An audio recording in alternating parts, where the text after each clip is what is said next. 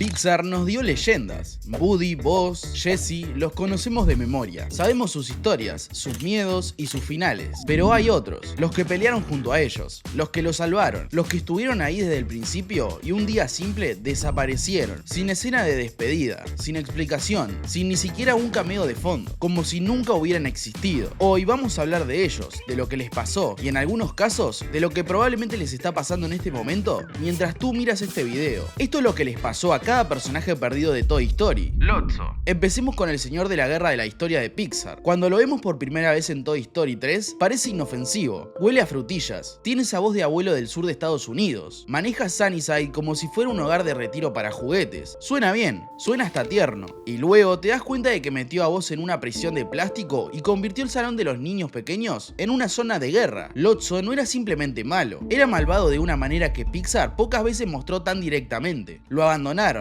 lo reemplazaron con otro Lotso idéntico, y eso lo pudrió por dentro hasta que decidió pudrir todo lo que tocaba. Pero aquí viene la parte que más duele. En la escena del incinerador, cuando los juguetes están a punto de quemarse, Lotso podría haberlo cambiado todo. Tenía el botón de emergencia al alcance, podría haberlo salvado, podría haber elegido diferente. No lo hizo, los dejó ahí y salió corriendo. ¿Su recompensa? Un camionero al azar lo ató al frente de un camión de basura. Y eso no es solo una imagen graciosa para cerrar su historia, eso es una condena. Lotso va a pasar el resto de su existencia atado sin poder mover los brazos ni las piernas, con barro e insectos golpeándole la cara cada vez que el camión acelera, sin poder hablar con nadie, sin poder moverse, rodeado de juguetes rotos que probablemente detesta, y los juguetes en malas condiciones se deterioran, se van deshaciendo de a poco. Hacia el final, Lotso va a ser solo una cabeza con algo de felpa y quizás un brazo, hasta que termine en un incinerador, o enterrado bajo toneladas de basura, vivo, consciente, sin poder hacer absolutamente nada. Por eso no aparece en Toy Story 4, ni un cameo ni una referencia. Pixar lo descartó igual que a Daisy lo descartó a él. Olía a frutillas y terminó pudriéndose. Mr. Spill. El siguiente es el compañero de clase sobre ruedas que siempre tenía la respuesta correcta y nunca fallaba ni una letra. ¿Se acuerdan de Mr. Spill? Mr. Spill era el juguete inteligente, voz digital, pantalla, se movía solo, hasta cantaba. En Toy Story 2 volvió, ayudó a Buzz a descifrar el mensaje de Woody, coordinó misiones de rescate, siempre organizado, siempre útil, siempre ahí. Y después, nada, sin escena de despedida, sin mención, sin ni un segundo de pantalla en las películas siguientes. La teoría más sólida es que lo donaron a Sunnyside antes de que Andy creciera, y tiene sentido. Un juguete educativo de deletrear no tiene mucho futuro cuando el dueño tiene 10 años y ya pasó esa etapa. Para Andy, Mr. Spill dejó de ser relevante mucho antes de que terminara la secundaria. Hay un detalle interesante en un episodio de Forky Ask a Question donde aparece brevemente, lo que sugiere que efectivamente terminó en Sunnyside y después en la colección de Bonnie. No está muerto, probablemente está vivo en alguna caja de juguetes esperando a que alguien quiera aprender a deletrear, lo cual, siendo honestos, no suena tan mal comparado con lo que le pasó a Lotso. Chuckles. Este es el que duele de una manera diferente. Chuckles, el payaso triste de Toy Story 3. Su historia de fondo es una de las más perturbadoras de toda la saga. Era uno de los juguetes de Daisy, la misma niña que después abandona a Lotso. Cuando Daisy los olvidó, Chuckles lo vio todo. Vio a Lotso romperse por dentro, lo vio convertirse en lo que se convirtió, y él eligió un camino diferente. Chuckles se quedó callado, se quedó triste, pero no se corrompió. Ese momento donde le cuenta a Woody la historia de Lotso es uno de los mejores momentos de toda la trilogía, y cuando llega a Toy Story 4, Chuckles no está, ni un flash, ni un segundo de fondo, desapareció completamente. La razón más probable es una decisión de respeto de Pixar. El actor que le dio voz, Buddy Lockey, falleció, y Pixar tiene una costumbre no escrita. Cuando un actor muere, el personaje se retira con él, porque la voz y el personaje son inseparables. O quizás Chuckles simplemente volvió a la repisa de la cocina donde lo vimos al final de Toy Story 3, quieto, mirando, siendo testigo de todo, como siempre fue. Chuckles nunca fue el centro de nada, pero sin él no entenderíamos a Lotso. Toy Story 3 no funciona igual.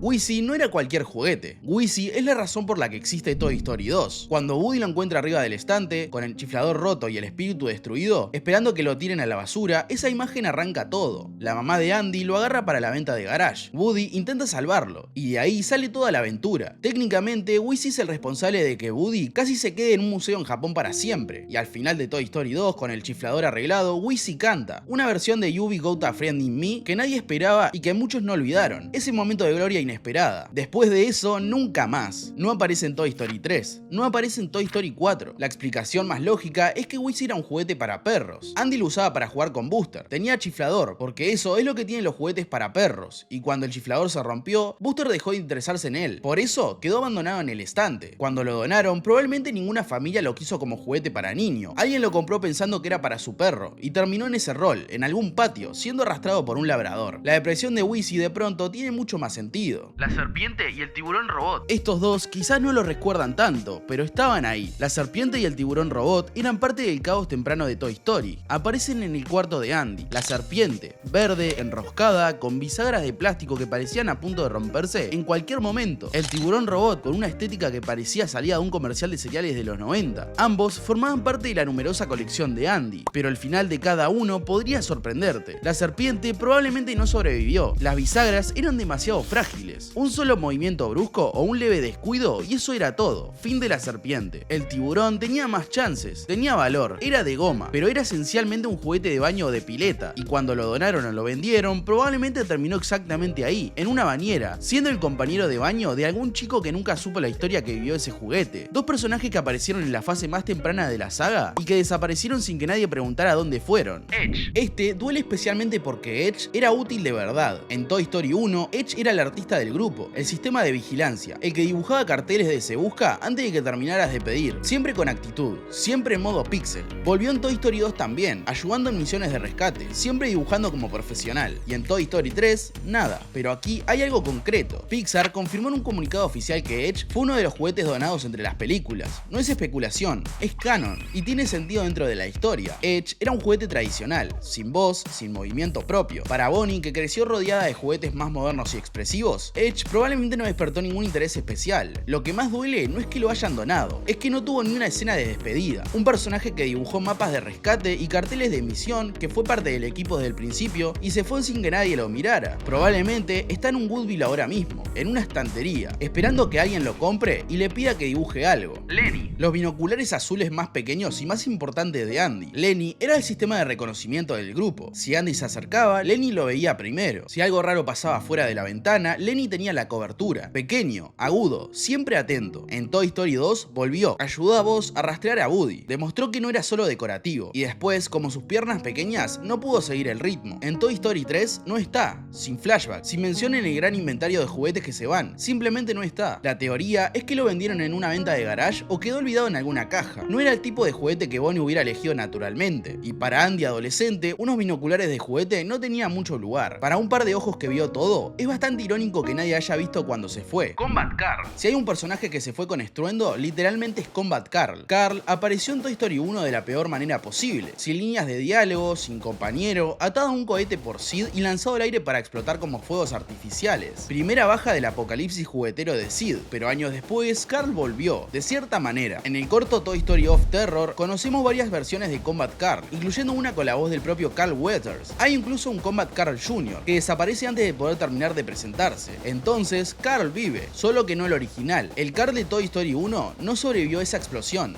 fue el primero en caer, y Pixar no lo trajo de vuelta, porque hay muertes que no tienen Redemption Arc, pero su legado siguió, en versiones nuevas, con voces nuevas, en el nombre que se repite. A veces, eso es lo máximo que puede esperar un soldado de plástico. Rocky Gibraltar. Si necesitabas lavar un auto de juguete o enfrentarte a un niño pequeño, Rocky era tu tipo, construido como un luchador de plástico profesional, con la pose de flexión permanente, silencioso, efectivo y sin quejarse. Y después desapareció de la franquicia como si hubiera hecho un suplex fuera de cuadro y nunca volviera. No está en Toy Story 3, no hay rastro de él en la habitación de Bonnie en Toy Story 4. La teoría más lógica es que lo donaron o lo guardaron durante la limpieza de Andy, o se lo dieron a Molly, o quedó en el ático, o Andy se sentó encima sin querer y eso fue todo. Era luchador. Los luchadores tienen finales prematuros. Stinny Pete. Ah, el viejo Pete, o como lo llamaríamos hoy, Pete el cancelado. You know, I'm sure I could get you a part in Toy Story 3. Apareció en Toy Story 2 como la figura paterna sabia del grupo de Woody, tranquilo, callado, con esa barba que decía he visto cosas. Al principio parecía el mentor que todos necesitaban, y después, desde adentro de ese empaque de burbujas, se convirtió en el villano. Pete no quería que lo jugaran, quería ser admirado detrás de un vidrio en un museo para siempre, y cuando Woody decidió volver con Andy, Pete explotó, saboteó a los juguetes, casi destruye toda la película, literalmente, pero el karma funciona. En el acto final, los empleados del aeropuerto lo meten en la mochila de una niña que ama a Barbie y quiere darle un cambio de look completo. Lo decoraron, lo pintaron, lo llenaron de accesorios que él nunca hubiera elegido, y con eso, su valor para cualquier museo desapareció, sin Woody al lado, solo, decorado como un proyecto de arte de una niña de 7 años, ningún coleccionista lo quiere. Pete tuvo que pasar por todas las etapas del duelo, la negación, la negociación, la depresión, y probablemente con el tiempo llegó la aceptación, porque la niña creció y Pete terminó en una repisa, quieto, mirando, sin el recuerdo de infancia de alguien que lo quiso a su manera, que es en el fondo exactamente lo que siempre quiso, solo que no de la manera que imaginó. Los juguetes mutantes de Sid. Estos no eran villanos, eso es lo primero que hay que entender. Las creaciones de Sid, los juguetes cosidos y modificados que vivían en la sombra de su cuarto, no eran malos, eran sobrevivientes. Patas con caña de pescar, cabezas de muñecas sobre patas de araña, bebés con garras mecánicas. No hablaban, no gritaban, solo deambulaban por las sombras, arreglándose entre ellos, esperando la próxima catástrofe. Y cuando Woody necesitó ayuda, cuando llegó el momento de enfrentar a Sid, se levantaron como un ejército de película de terror y le dieron el susto de su vida a ese chico. Después de eso, nunca más aparecieron. No están en el camión de basura de Sid en Toy Story 3. No hay flashbacks y tampoco hay menciones. Hay dos teorías sobre qué pasó. La primera, después del trauma de ver a sus juguetes hablarle a la cara, Sid entró en pánico y destruyó todo en su cuarto. Tiró todo, rompió todo, y esos juguetes terminaron en la basura o en una tienda de segunda mano. La segunda teoría es que Sid pasó años en y fuera de instituciones psiquiátricas. Su estado mental se deterioró. Un día escribió una nota que decía: los juguetes están vivos. Y lo que pasó después te lo dejo a ti para completar. Los mutantes de Sid eran inocentes desde el principio. Solo sobrevivían como podían. Ojalá hayan encontrado paz en algún lugar. El barril de monos. El equipo SWAT de la habitación de Andy, solo que más flexibles y mucho más caóticos. En Toy Story 1, los monos eran la solución a todo. ¿Necesitas una cadena para rescatar a alguien de una repisa? Barril de monos. Eran el equivalente de plástico de un equipo de rescate de emergencias. Y seamos honestos, todos en algún momento intentaron engancharlos a todos sin que se cayera ninguno. Y todos fallaron al menos una vez. Volvieron brevemente en Toy Story 2. En Toy Story 3, desaparecidos. Ni una pila de brazos en un rincón. Nada. Siendo un juguete de mesa más que un juguete narrativo, probablemente terminaron en el ático o fueron vendidos entre las películas 2 y 3, sin drama, sin escena final. Un equipo que definió el trabajo en grupo, descartado sin previo aviso. El payaso Rolly Polly. Rolly Polly era parte del escuadrón original de Andy, ese juguete clásico de base redonda que no se cae sin importar cuánto lo empujes. No habló nunca, no tuvo ni un momento de protagonismo. Estaba ahí, en el fondo, tambaleándose con toda su energía en las escenas de juego de Toy Story 1 y 2. Su última aparición fue al final de una película, cuando los juguetes se reunieron a escuchar cantar a Wizzy. Y después, nada, ni en Toy Story 3, ni en la habitación de Bonnie. Pero aquí hay algo que la mayoría no sabe. Si prestas atención al final de Monstruos S.A., cuando Sully y Mike caminan por el piso de susto, puedes ver a Rolly Polly entre el equipamiento. Un segundo, si parpadeas, te lo pierdes. Pero está, es la forma clásica que tiene Pixar de decir que los mundos están conectados, que un juguete que desapareció de una historia no desapareció del universo. Rolly Polly no se fue a ningún lado, solo cambió la película. Toy Story habla de amistad,